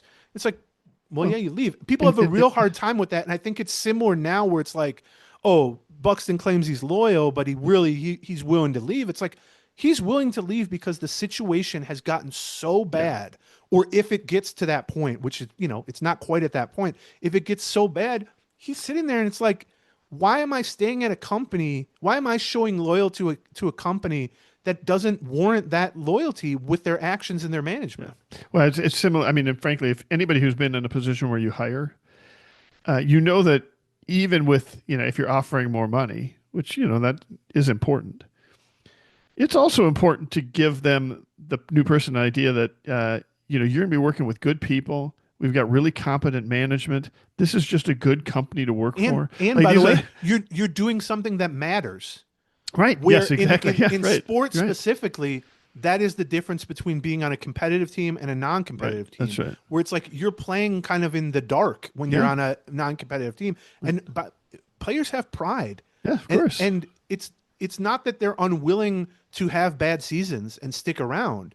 But if the outlook for the rest of your career as a 32-year-old center fielder, that might only be 3 more years as a prime player, is just, oh, this team's going to be bad and they're not going to spend and they're going to trade all the other veterans. It's like, you're going to come to work every day and feel like, what, like, why is this important work? Like, is this rewarding work? And so I'm not trying to claim that Byron Buxton's a guy with a 9-to-5 factory job or a guy who has to sit at a cubicle all day. Obviously, that's not the case. By the way, we don't have that type of job either. So, yes, that's right. But I do think it is important for people to at least make an effort to view the situation and the circumstances with athletes first through a human lens, or at least second through a human lens, and put yourself in that spot. And it's like, I wouldn't blame Buxton one bit. And I can tell you that if I were in his shoes, I might have reached this breaking point sooner. Oh, you honestly. absolutely would have. Yeah. I mean, if you're in a position Right, where yeah. you are a prominent employee Right. and you're someone who's desired by other industries and that sort of thing, it's like, Right. some guys don't have a choice. They got a Right. contract, they'll play, they want the money, they want to play in the majors. He's not in that spot. He Right. can go be the starting center fielder for basically any team he wants. He can make the same money. It's not like his contract's going to be any different, Yep. and he can maybe win, and he can maybe be in an environment that is not as depressing when you come to Right. work every day. Yeah. And Where but where where you feel the people around you are working as hard as you are. Like the right. management in particular above you is working as hard as you are to try and make this work, right? To Yes. be Now, successful, right? with that said, let's stress that it has not reached that breaking point. No. Byron Buxton has not made any sort of public statement other than what he said at the All-Star break, what he said after Right. the deadline, Yeah. what he said down the stretch, which is, I want to be here, but I also want to be on a winning team. Which, by the way, if he didn't say that, I might think less of him. Of course. Like if he Right. was just like, I don't care if we win or lose, it doesn't matter to me. Right. Yeah. And so, I'm gonna check either way. What do I care? right. And so Right. Yeah. I I get why a national reporter sort of saying a different version of the same thing has kind of renewed this as a talking point, and it starts to get people worried. Yep. But and I'm not going to say I don't think there's a chance they trade Byron Buxton. I do think there's a chance I they mean, trade there's a Byron chance, Buxton. but yeah. But I think it's a lower chance than trading Pablo Lopez. I think it's a lower chance than trading Joe Ryan. But I do think, and again, this is similar to what I was saying about it stinks that the mismanagement of this team or this organization has gotten to a point where this is even a topic for Byron Right. Buxton, that Byron Buxton is even have to think about this. And so similar to that, it stinks that the mismanagement of this team at every level over the past couple of years, especially, has gotten to the point that I do think from like someone like us, it is worth discussing. Are they almost, I don't want to say better off, but is it as logical if you've gotten to this breaking point where it's not going to get better, they're not going to spend money, they're not going to really try to surround the few remaining good veterans with competency via free agency and trade to go try to win 85 games next year? And if they're not going to do that, and you got 3 years left of Byron Buxton, and you got 2 years left of Lopez and 2 years left of Ryan, well, if And you're 2026 rating off one of those years, right? is not going to be good, and I mean, maybe optimistically you say 2027, we think it can be good. I don't know about that necessarily. Does it make sense logically, not certainly not emotionally, but logically, to just lean into that and complete what you started at the deadline with the fire sale and trade Ryan and trade Lopez and trade Buxton and trade, I don't know, Ryan Jeffers or maybe even Royce Lewis, somebody like that, Trevor Larnach, basically any experienced non-minimum salaried player who might only have, let's say, 2 or 3, or in some cases like Jeffers, 1 more season until free agency. Just to be clear, I don't want them to do that. That sucks to be in that position. Right. But similar to them pushing Buxton to the breaking point, has their mismanagement pushed the entire state of the team to the point that a going nowhere team that isn't investing in the roster, in any other circumstance, you would go, well, I guess they should trade their veterans, get value, get future value. Yep. But I would like to reach that point naturally. Do you know what I Right. mean? Yes. I would not like to be pushed to that ledge by mismanagement. I would like to reach that point because you had a 7-year cycle of winning where you won 3 or 4 division titles and you made a couple playoff runs, and then the core of that team got old and you thought, all right, well, it's time to break up this core and start to rebuild for 2 or 3 years down the road. But we did not get that first part. We did not get the successful run out of that. And what success they did have in 2023 was chopped off at the knees immediately by the mismanagement of this team from ownership going down. And then that has pushed us to a point that I do think it's a viable conversation. It's not one I want to be having, Right. where it's like, are they better off from a big picture, future, long-term view to actually trade these guys and to go send Byron Buxton to a place that he can finish his career on a winning team in an environment where the management is trying to win? Does it make sense to, cash in, to use that cliche, the 3 or 4 valuable veterans that you have and get as much long-term, prospect-based value as you can to aid whenever this eventual rebuild is? My problem isn't with saying that that's doesn't make sense. That does make sense. My problem is, why are we at this point? Right. Why Yeah, did we right. get this point? We did not reach We this got here point. artificially. Right. Yeah. Yeah. And so that's where I view it. And I don't want to be talking about that. I don't want to be talking about trade value for Byron Buxton. I don't want to be talking about, should they trade Pablo Lopez? Should they trade Joe Ryan? But I don't know that the value that those players have is being maximized with the Minnesota Twins over the next 2 to 3 years, I guess. And with that said, I also would caution people, similar to the discussion we just had about what you get from the draft lottery, is like, we've seen veteran for prospect trades for 40 years with the Twins, right? And some of them work really well. Yes. I mean, Joe Ryan himself was a prospect acquired for Nelson Cruz on a team that was going nowhere that season, and that worked out brilliantly. We've also seen that work out where you trade a good player, and within a year, it's clear you got nothing for him. I think it's tempting to look at what is a good farm system already with the Twins, with Jenkins and, Keishel's not a prospect, but a recent graduate, sure, Manuel Rodriguez and Kalen Culpepper, and it's a strong farm system. Yep. And say, well, now imagine they get a top 3 pick in the draft added to that, and they trade Lopez, Ryan, and Buxton for 6 good prospects or whatever it ends up being. And imagine you infuse that, and you might have the best farm system in baseball. That is realistic. If you win the lottery or get a top 3 in the lottery, and if you get good value for all 3 of those veterans in trade, you will most likely have the best farm system in baseball. Yep. And it might not help you at all for 4 years. Yeah, and when it does help you, it might build a mediocre team, which is what happened the last time we went through this, 10 years ago or whatever. And it sucks to be having that conversation, but more and more I'm viewing it through the lens of, this is where we're at. And it doesn't, from a conversational standpoint, it doesn't do any good to ignore where the mismanagement has placed this team and just say, well, they shouldn't do this. They shouldn't trade Buxton. He's great. They shouldn't trade Lopez. They shouldn't trade Ryan. Well, they shouldn't in normal circumstances, but these are not normal circumstances. And so more and more I wonder, are they better off in the long term by leaning further into this? The other risk there is you might be at a point from a fan morale level. You trade Byron Buxton, Pablo Lopez, and Joe Ryan, and you just, go scorched earth on the roster, and you lose 110 games this upcoming season and 105 games the next. Even if you start to build up, gradually, where you start to be competitive with a new core in 2028, let's say, there might not be anybody left who cares. Yeah, you go on a World Series run, people will care again, but it might. That's the risk, and that's the sort of 2 levels that this is at. But I don't know. So I will just, this is tangential because I don't think it matters if Buxton's willing to be traded. But I did just notice on Cott's baseball contracts earlier this week, I thought I'd call it up. He has a no trade clause through 2026. Don't say this. You're getting it wrong. I've been over this. Okay, we'll go through this. Okay.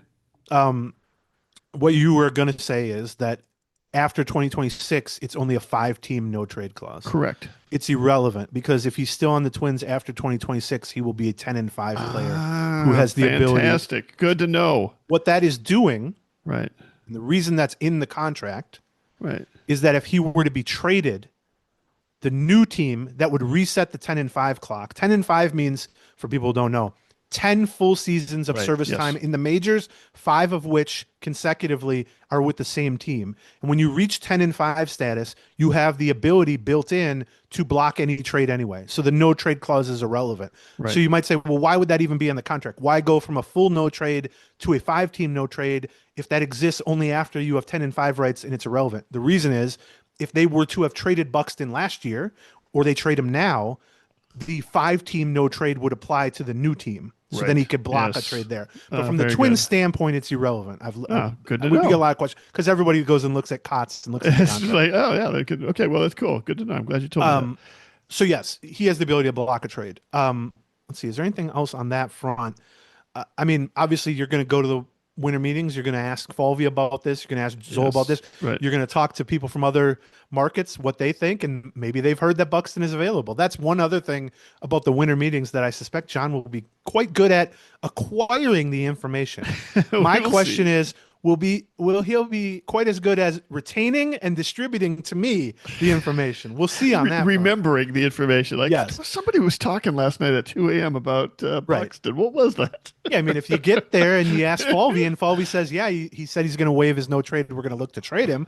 Well, that's a much different story. But, also, if you're talking to, the beat writer for whichever National League team and they say, oh, our GM says they're talking to Twins about Buxton. That changes things too. So, but again, I have no problem with a bad team that's going nowhere trading veterans for prospects. That has been standard operating procedure forever in baseball.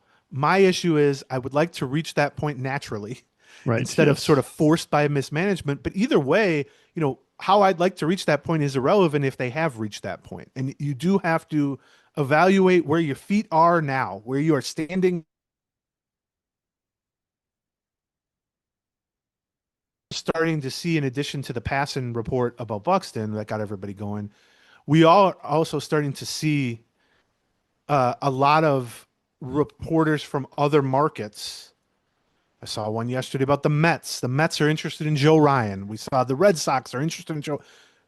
Now, that's just smoke. It doesn't mean there's fire. Right. But if you see, 5 different reports about 5 different teams that they're interested in Pablo Lopez, what you can infer from that is that the Twins are not shutting down conversations about Pablo Lopez. Right. Because those beat writers, and I can speak from how I would get that information, those beat writers are talking to people in their organizations who are saying, hey, we talked to the Twins about Lopez, whatever. It doesn't mean a trade is imminent, but when you do start to see reputable reporters from reputable outlets, and there's multiple of them, yes, there is some smoke there that is probably worth paying attention to. And I suspect even deep down, the Twins wouldn't necessarily deny the idea that they're listening to offers on these. Of course. Right. So there's no question they're absolutely listening. The question is how much of are they actively shopping? And the question becomes, in particular, do they need to be able to, are they motivated by cutting money to be able to do this? Right. Well, but that's the funny thing too, is like, yes, Lopez, a large component because he's making $21.5 million for the next 2 seasons. That's right now like a quarter of the payroll. That would have a large monetary salary dump component. Buxton at $15 million, similar. Joe Ryan is making $6 million. Right. Yeah, exactly. Right. That's not, I mean, that money. Jeffers too. Right. Yeah. Right. And so I know there's going to be a reaction to that where it's like dumping. And the last thing I'll say on this, and then we can move on, but because I want to talk about the Rule 5 draft to end it here, which is on Wednesday. You get to see your first Rule 5 draft. It's a thrilling moment for any. That's what everybody says. It's spine tingling. Yeah. Bring a pillow from your hotel room. Take a little nap in the middle of it. But I do think these are linked together. That's the last thing I'll say. I don't think it makes any sense. I mean, first of all, it makes no sense to trade Byron Buxton alone. No sense whatsoever. Unless he specifically says, I want out. But I don't think that would ever be the case. Even if he says, hey, if you can find something that works, I'm willing to go. It would make, to me, no sense to trade Byron Buxton, but keep Pablo Lopez, Joe Ryan, Ryan Jeffers. I think it would make slightly more sense, slightly more than 0 cents, let's say. A non-zero, as our friend Derek Wetmore used to like to say. That's right, yeah. To trade, let's say, Lopez and Ryan, but not Buxton. Right, yes. But I just view it as if you start that process, if you trade any of those 3, and again, I don't want to be saying this, I don't want to be in this situation, but I would probably at that point make the argument that they should trade all of them, that they should clear the decks. Yeah. And again, it stinks to be in a spot to say that, but I guess probably the most feasible as a solo trade would be Lopez, because he's a quarter of the payroll. Sure. He's coming off some injuries. He's a great pitcher. but they do have some starting pitching depth. Could you trade him and get a major league ready starter? Probably. Even you could also create some spending flexibility. Now, I would argue you shouldn't need to create spending flexibility when you have a payroll under 100 million. But again, this is the situation that their mismanagement has put him in. I could see some logical argument for only trading Lopez. I agree. I cannot see the same for only trading Ryan or only trading Buxton. Agreed. So 100%. Whatever that's worth. Yeah, and I mean, what you're really saying here is, one of the things we talked about on the Patreon was, that the projection for the Twins right now is not quite as dismal as everybody thinks it is when you talk about, what some of the national projection systems are like, and they are at the point where you could say, this is a team that is potentially a high 70s, maybe even close to a 500 team right now if their pitching, continues to be what they think it's going to be. But once you take 3 or 4 wins away from that, well, then why aren't you taking 12 wins away from it? Because you're already not going to add back, that many more wins, given your paltry way of spending money. So. Well, and I mean, the flip side to that is something we talk about all the time with the Twins. There is kind of a sweet spot in terms of adding to a team from a value perspective equaling wins, but then wins equaling playoff chances. Right. Yes. And 80 wins is basically the beginning of that sweet spot. That's right. Yep. Because if you're projected to win 95 games like the Dodgers are every year, no, they add talent because they're trying to win World Series. But there's sort of diminishing returns on adding, a number 4 starter who might be worth 1 win over what you have to a team that is already 95% to make the playoffs. Right. But the other end of that is if you're projected like the Twins are right now to be like a 500 team, basically, those next 5 wins to go from like 81 wins to 86 or 87 wins, that is the difference between 10% playoff odds and 65% playoff odds. That's or something along those lines. That's right. And we've always talked about it because most often the Twins are projected for something in the realm of 80 to 85 wins at the beginning of seasons. And what makes it frustrating is we are not realistically talking about, hey, how can they add 6 wins to this group to have 50-50 playoff odds, especially in the AL Central, which typically hasn't been very good, to go from 80 wins projected to 87 wins projected, or even 85 wins projected, because that's the window from like 84 to 88 wins where it's like, oh, now you are in the fight. You are in. You can't coast to the playoffs, and you also are not a supreme long shot to make the playoffs. You are those 2 extra wins might mean the whole. Might be the difference between success and failure. Right. And it is sad to be sitting here not talking about how can they add 5 wins, but instead talking about either how can they just hold on to exactly what they have, or how can they shed 10 wins. Yes, those are not the type of discussions you should be having. Before we get to the Rule 5 stuff, let's talk about our last couple of sponsors. Let's talk about winning. One of the ways that I've started to try winning. So I discovered Momentous because I was trying to find a good protein powder. I'm doing this weight loss thing, and one of the things that's tricky is losing calories without losing protein. So I went to Momentous for some vanilla protein powder, which, by the way, is great, delicious. I absolutely would recommend it. But they came back to me and said, have you checked out creatine yet? And I was like, I thought creatine was for building muscles. It's not for building muscles. I mean, it is for building muscles, but a lot of it has to do with, it turns out the brain's a muscle. And so creatine has become more and more studies are kind of showing it has positive impacts for your focus and recovery and aging and cognitive performance. And so I've started doing a scoop of creatine just about every morning. You can do it a couple different ways. You can get the little scoop and put it in your water or something. You do have those tiny little packets. You can use those if you're traveling or something. But now they're making even creatine chews. They bite-sized lemon chews to make consistency effortless. You just chew and you go. Each delivers exactly 1 gram of CreaPure creatine monohydrate, the gold standard, single source from Germany and NSF certified for sport, which means it's independently tested for purity, safety, and label accuracy, trusted by Olympic athletes, pro sports teams, and elite military operators. They spent years testing this. There's no artificial sweeteners. There's no fillers. Whether you're training or working or traveling or just kind of getting old, you might want to try out this creatine. So unlike generic brands, Momentous doesn't follow trends. They perfect the fundamentals. This is only done right. So right now, if you want to give creatine a try, Momentous is offering our listeners up to 35% off your first order with the promo code Gleeman. So you go to livemomentous.com. That's LIVMOMENTOUS, livemomentous.com, and use the promo code Gleeman for up to 35% off your first order. That's livemomentous.com, promo code Gleeman.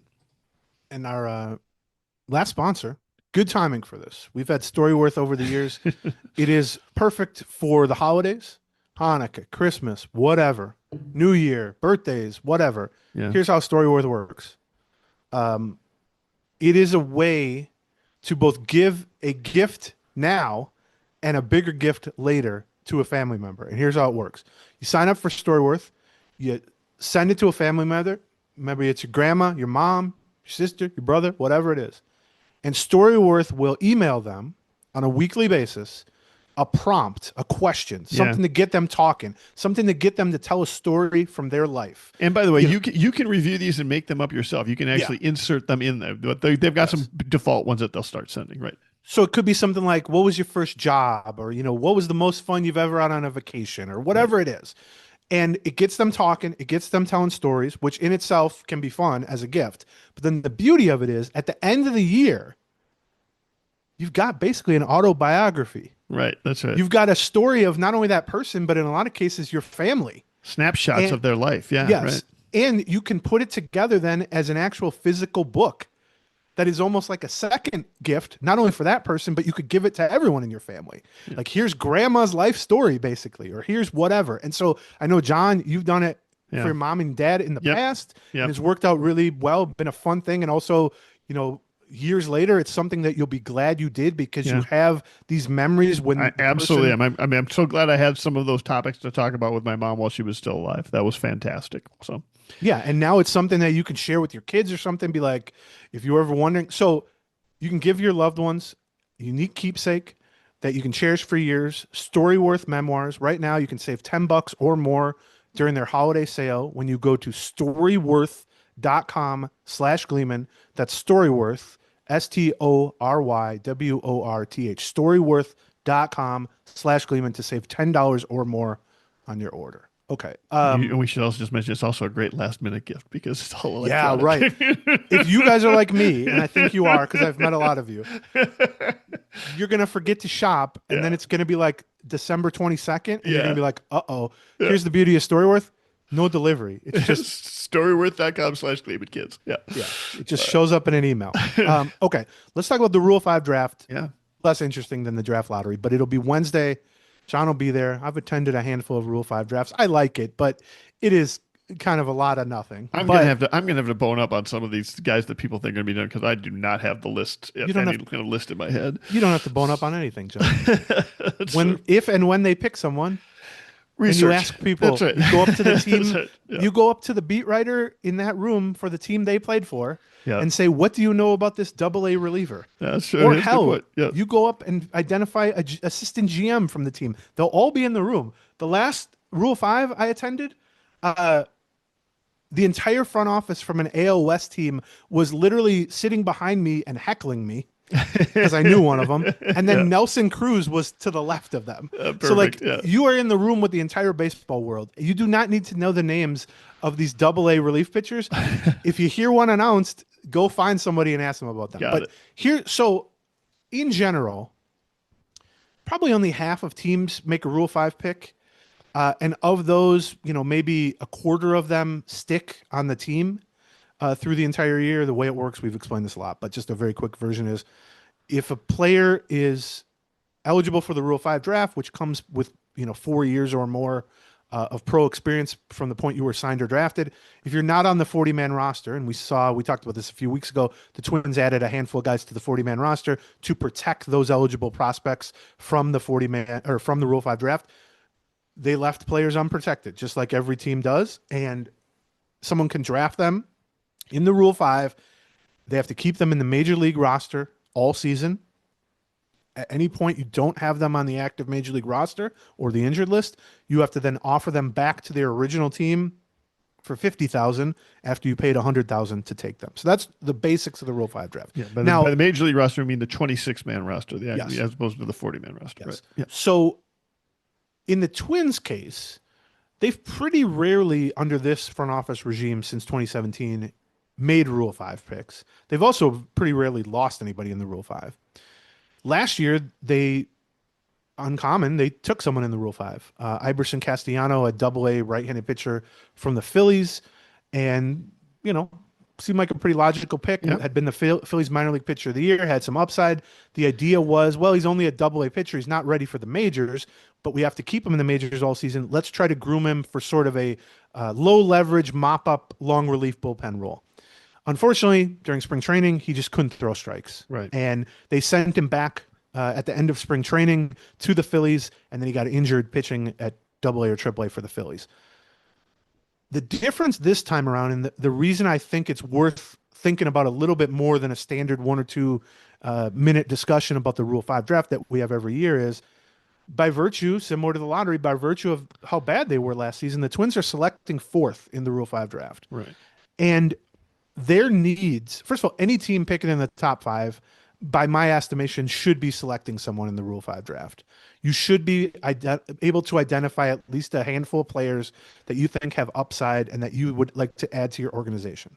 But what makes it especially the case for this version of the Twins, right, is that the thing they can need make an argument the Twins should be looking at anybody in the top 20. Yeah, because given this situation, the thing they need more than anything is just somewhat competent relievers. Right. And the absolute easiest thing, or the most common skill set or player type picked in the Rule 5 draft, is hard throwing pitchers.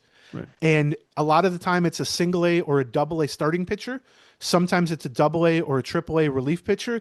In all cases, it's a guy you shove in the back of the bullpen for a year. Yes. And you have him work long relief or, low leverage.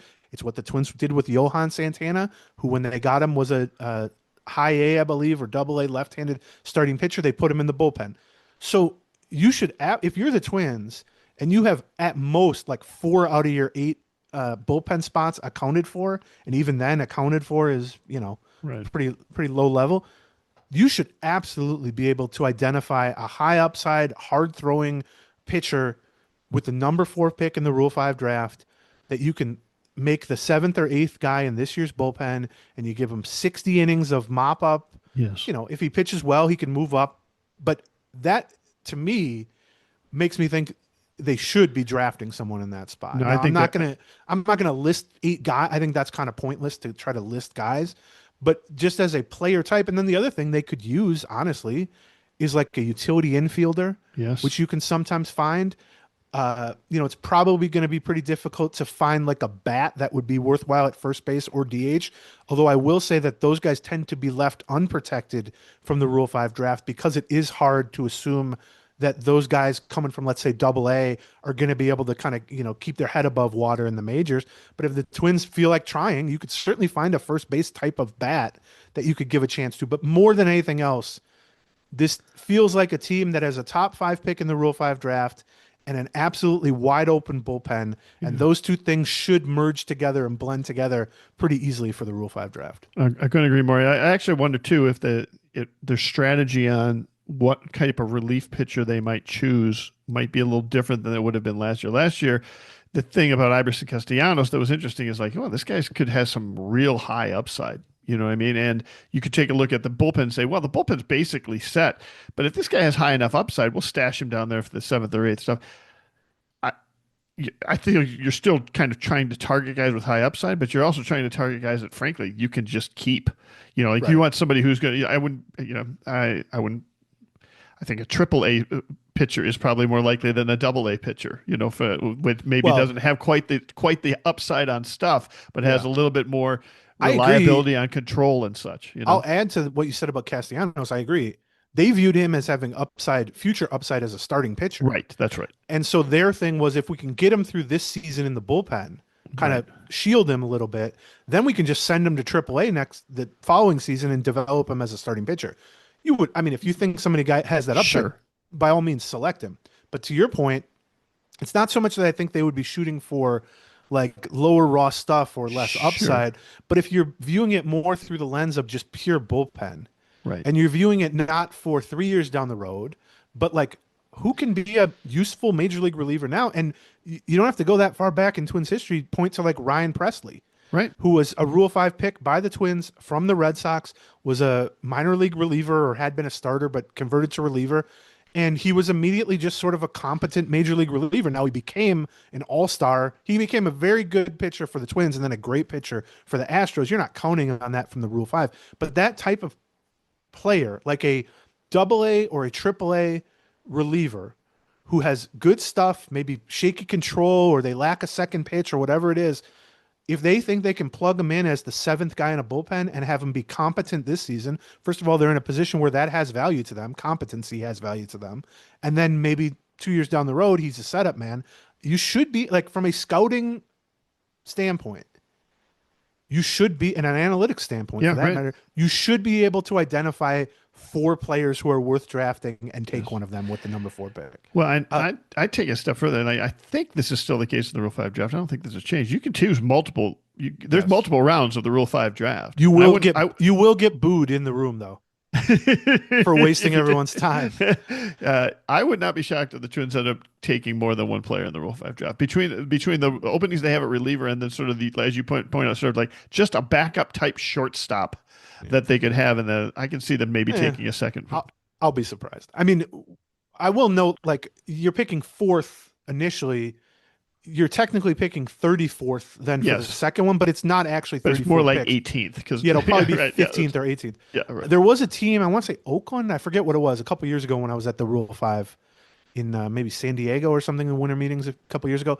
Some team took like 3 or 4 players, and the way it works is, you'll see this in a few days, but just to theater of the mind, like, it's just in a big conference room, and every team has like a table, and they've had like 2 representatives at the table, and they're usually, middle management, lower ranking people. It gives them a chance to like get a little limelight or whatever. And the way it works is somebody on stage will just say, okay, number 1, the White Sox are up, or the Rockies are up. And the representative from the Rockies will walk to the center of the room where there is a microphone on a stand, and they will just either say pass, or they will say with the first pick, the Colorado Rockies select John Smith, player number 116492, AA Wichita, whatever it is. And then they will go sit down, and then the next one will come up. Well, when you get through all 30 teams, by the end, you're getting a lot of passes. Sure. And then the teams that didn't pass, the teams that have selected, it comes back around to them. Right. And almost every team will only make 1 pick. Right. But there was a team a few years ago, they made like 3 or 4 picks. So the person they'd go up, make the second announcement, go sit back down, and then go back up to the microphone. That's right. And you could hear the grumbling in the back, like, we got to go to lunch. Come on. Like, what? But the whole thing's going to take like 20 minutes, right? Like, it's got to go pretty fast. Yeah, it'll be under an hour for sure. It'll be like a half hour, maybe something. Okay. Like that. All right. So yeah, that's the Rule 5. And then the other thing we should just mention briefly is, I don't expect the Twins to lose anybody in the Rule 5, but it is certainly not impossible that they lose someone in the Rule 5. It just takes one team to think, right, I like this guy, why not pick him? They did leave some okay prospects unprotected by not adding them to the 40-man roster.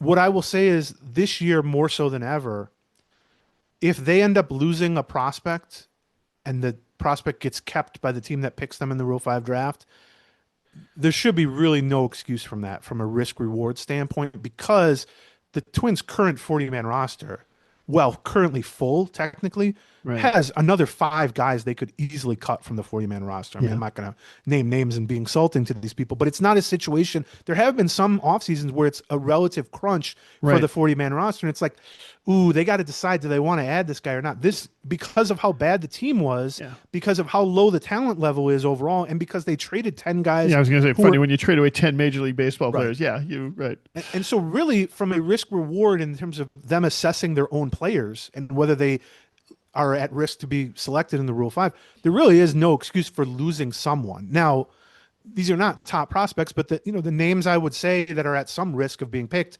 Kalai Rosario, who's a AA corner outfielder, right-handed hitter with some power; Kyler Fedko, who's a AAA outfielder, kind of a late bloomer who had a really nice season. To me, would fit plenty of teams as like a 4th or 5th outfielder type. Right-handed AA starting pitcher CJ Culpepper, who, if healthy, would definitely have been protected, but has had injuries basically every season. And then high A right-handed pitcher, starting pitcher, Jose Alvarez, who's one of these just pure upside type of guys. It only takes one team to have the type of conversation we just had is like, oh, let's just stash him in the bullpen, or let's just make him our fifth outfielder or whatever. And, losing that level of player isn't the end of the world for an organization, particularly because there's probably a 50% chance or higher that they get returned to you at some point, either at the end of spring training or during the season anyway. But I will say, if you lose one of those players in a circumstance from a talent and 40-man roster perspective, like the Twins are in right now, you better be real sure that you don't want that player. Yeah, that's right. From a Rule 5 standpoint. Last thing before we bid you adieu and I send John to Florida is they sent out the Twins Fest schedule announcement. Yep. And we had kind of talked a little bit about this ahead of time, but they have kind of scaled back again the amount of stuff at Twins Fest. And in this case, what they essentially did was they took the Diamond Awards, which is a banquet, sort of is it black tie or is it just suit and... That's just suit and tie, yeah. Yeah, but it's fancy. It's a fancy banquet. Yep. That they've been doing for, I don't know, 20 years, right? Something like that. More than that, maybe. It had been a charity banquet. You buy a table, all that stuff. Everybody dresses up. Raise money for combat neurological diseases with the University of Minnesota Hospital. Yep. That's no longer. They've ended the banquet, and the Diamond Awards, which is what the banquet was called, is giving away, team MVP goes to Buxton, Rookie of the Year goes to Keisho, those sorts of awards. Those are handed out on stage at the banquet. Well, that's no longer happening. So what they've done is they've basically folded the awards component of the banquet into what is called Twins Fest Live, which is the Friday night thing, except they've also scaled that back. It's no longer, was it at the Armory? Where was it last year? No, last year was at the Fillmore. Excuse me. Yep. Where it was kind of like there was a cocktail hour. You could interact with some of the players and coaches, and then there was like sort of a stage element where it was like a show. There was some interviews, there were some games and all that. Well, now they've scaled that back. So now all of that, the Diamond Awards are going to be given away. Twins Fest Live, it's all Friday at Target Field. It's my understanding it's going to be in the atrium, which is basically behind the press box. Yeah. People probably know it's, I'm trying to describe it. What's it called? It's called is it the Sky Club? Something. Delta Sky Club or something? Yeah, it used to be called that. It's not. It's the second. It's the top of the second. It's the second level of Target Field, in between basically the left field pole and the right field foul pole that you have to. That's mostly inside. That you need a special ticket to get into. Right. So it sounds like it's going to be very informal. I saw the price point is like over $100 a ticket. Okay. It's like cocktail hour. There's going to be some players there. They're going to have some element of like interviews, and then they're going to give away the awards. On one hand, I think it's disappointing that they have sort of gradually dialed back some of the aspects of Twins Fest that made it unique. Yep. On the other hand, even this dialed back version is more than most teams do. Correct. For this sort of off-season thing. You're right.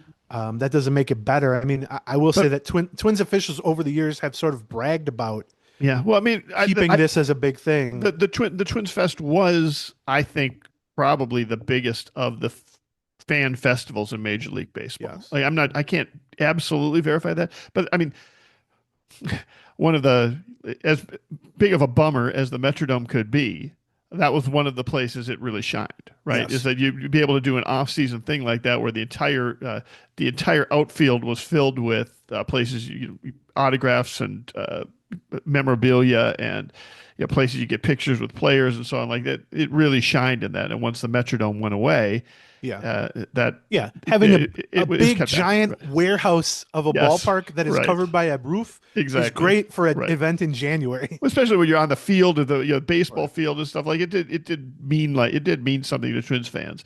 So it was crippled by the loss of the Metrodome and Target Field.